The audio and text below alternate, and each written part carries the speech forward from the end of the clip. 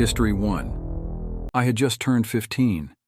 It was the summer of 2012, and I was looking for a job. My grandma had told me about a family she was friends with, and they had 2 boys, Brandon and Tommy. Brandon was 10, and Tommy was 5. I was very excited to have a summer job and get some extra spending money. I went over to meet the family with my grandma, and they were friendly enough.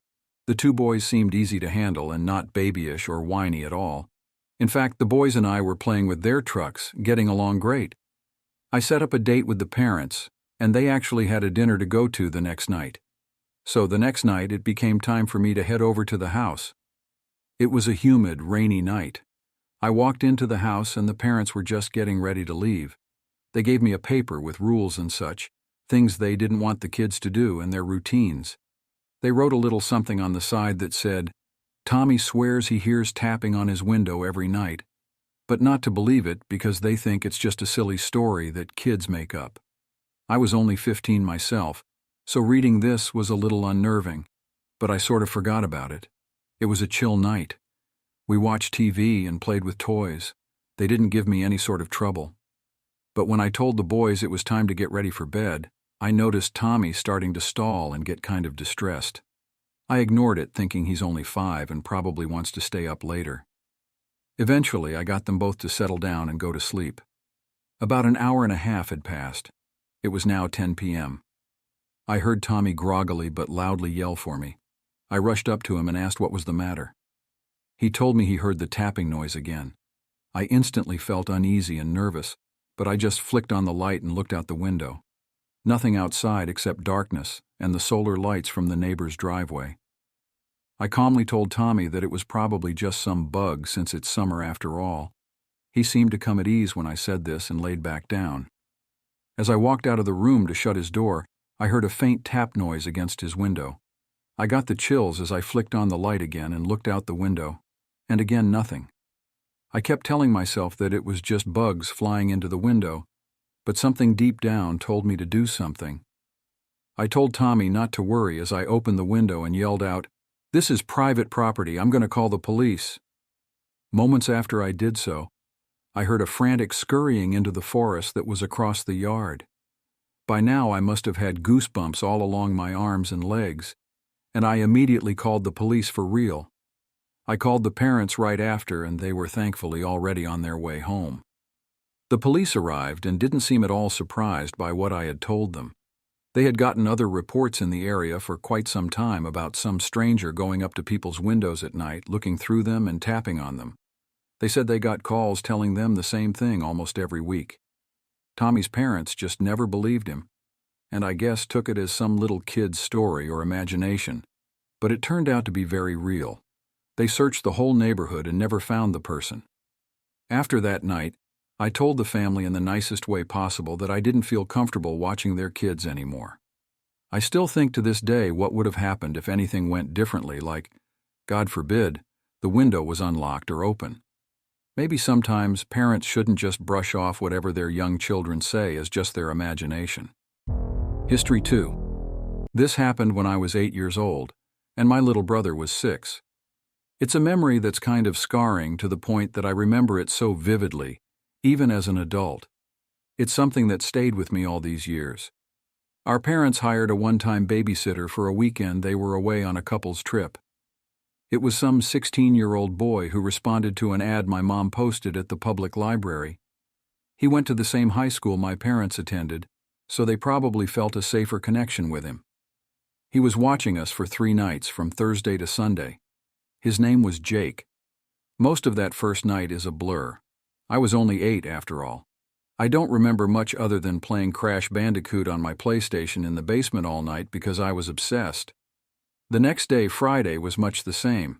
I played Crash Bandicoot for so long that Jake came down to build a rapport with me and asked to join in. He told me he liked the game too, so we played multiplayer versus mode. From what I remember, I was actually having fun and started to like Jake. The next day I had my friend Tommy over and we played soccer in the backyard. Jake volunteered to referee for us and brought my little brother outside as well. Basically, he seemed like a completely normal dude to my 8-year-old mind. Tommy left not long after we all ate the pizza Jake ordered with the money I assume my parents left for food. That night before going to sleep, I was playing on my DS in bed when Jake came in and asked if I wanted to play more video games. I told him respectfully that I was tired. He left as expected, but that's not where this ends. I was always a heavy sleeper as a kid, not so much anymore. Waking up in the middle of the night wasn't a regular occurrence, so waking up in my pitch-black room was definitely weird that night. I remember flipping on my side after hearing my door close. I looked across the room toward the door, and as my eyes adjusted to the dark, I saw someone standing in the corner. Before I could react or scream, I heard Jake whisper, "Shh, it's me." I didn't respond, but he slowly got closer to my bed, pulled the covers off of me, and I swear he was about to get in the bed before I screamed, "Stop!" or something like that. He froze. I got out of bed and left the room. I went to my little brother's room, took a blanket from under his bed and laid on the floor, shaking, feeling extremely confused and uncomfortable. The whole next day, I didn't see Jake. I knew he was in the house because he fed my little brother breakfast, but he was avoiding me. I couldn't call my parents because I didn't know their cell phone numbers. It was a weird, long day of me staying in my room and playing games with my little brother. Jake never came in once. That night, I couldn't sleep for obvious reasons. I don't know how much time passed before I heard my door creak open again. This time, I didn't look up. I laid there until I heard the door close, and a few moments later, I looked up at the door, but he wasn't there. I turned on the lamp to confirm this. Even at 8, I knew he was creeping around again. I wanted to sleep in my brother's room to protect him. I got up, took my pillows and blanket to my brother's room, and lo and behold, Jake was already halfway toward my brother's bed in the pitch-black room. I yelled at him to get away from my brother, and he told me to calm down, saying he was just checking on him. He hurried out of the room and I locked the door. That was the last time I ever saw him. The next morning, I woke up on my brother's floor and told him, "Let's play games in your room until Mom and Dad get back," which was early in the day, thank God. We heard our parents talking with Jake outside, but we didn't leave the room until he was gone. My parents asked me why I slept on my brother's floor. I don't remember what I said, but I know I didn't tell them the real reason. In fact, I never did. I regret it often, not telling them all those years ago so that Jake would get in trouble. I'm scared because of me.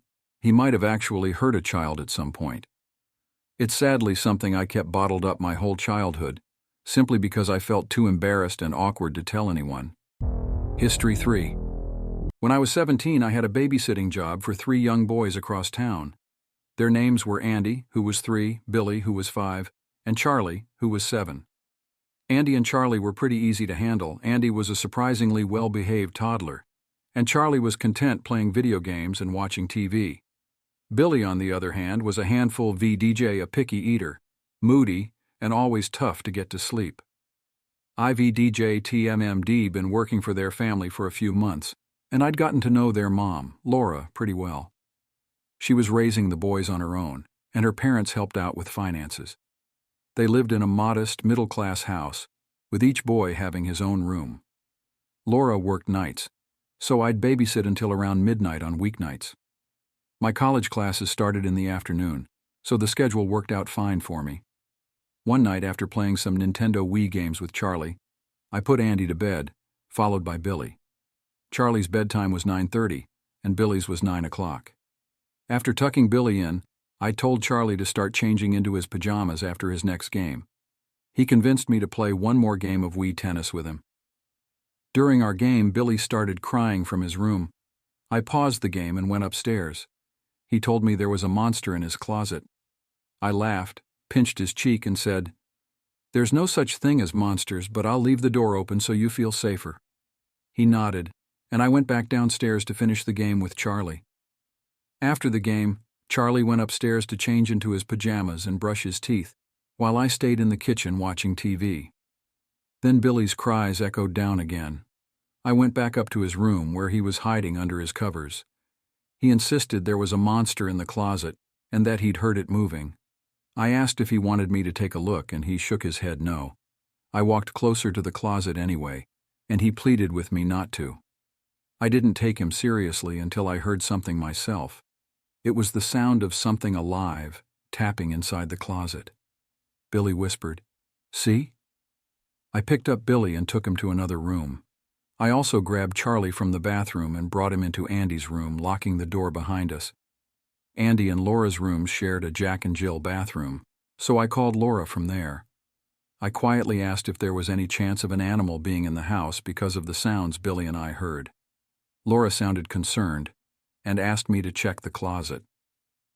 Keeping her on the phone, I went back to Billy's room. The closet door was now ajar, confirming there was someone in the house. I told Laura and she freaked out, saying it was probably her crazy ex and to get the kids out of the house. Suddenly, I felt like we were in real danger. I hurried back to Andy's room and got all 3 kids out, but just as I did, I heard the front door slam shut. I peeked into the living room. No one was there, but the front door was closed. He must have made his escape. I locked the door and called 911. Laura came home from work early and was there when the police arrived. Without any cameras or evidence, there was no proof it was her ex, though he was Andy's father. She had kept him away because of their past, which I won't go into for her privacy.